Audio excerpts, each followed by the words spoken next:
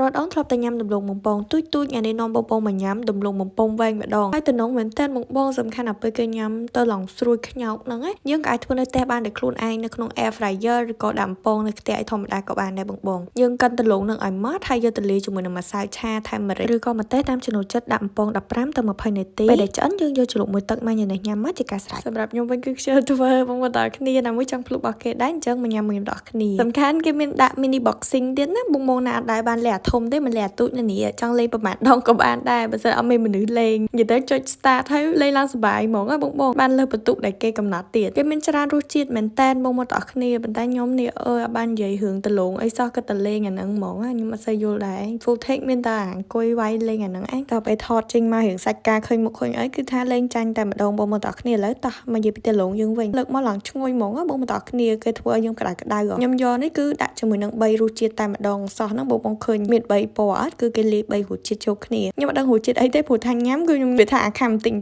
តិចពីដើមដល់ចប់អញ្ចឹងហ្មងអញ្ចឹងទៅរសជាតិហ្នឹងគឺ blend ចូលគ្នាគ្រាន់តែដឹងថាឆ្ងាញ់ស្រួយខ្ញៅតែម្ដងហាក់សូវតលន់ទេសម្រាប់ខ្ញុំបងទាំងអស់គ្នាខ្ញុំឲ្យរហូតដល់9លើ10បងណាចង់សាកគឺ complete ទៅសាកទាំងអស់គ្នាផងពេលញ៉ាំប្រយ័ត្នផងណាបងទាំងអស់គ្នាព្រោះហ្នឹងវាវែងអញ្ចឹងតែកាន់អត់ស្រួលទេបាក់ធ្លាក់ក្ដុកចឹងប្រាប់ថាមានការស្ដាយជាខ្លាំងអញ្ចឹងបាយបងទាំងអស់គ្នាជួបគ្នានៅវីដេអូក្រោយ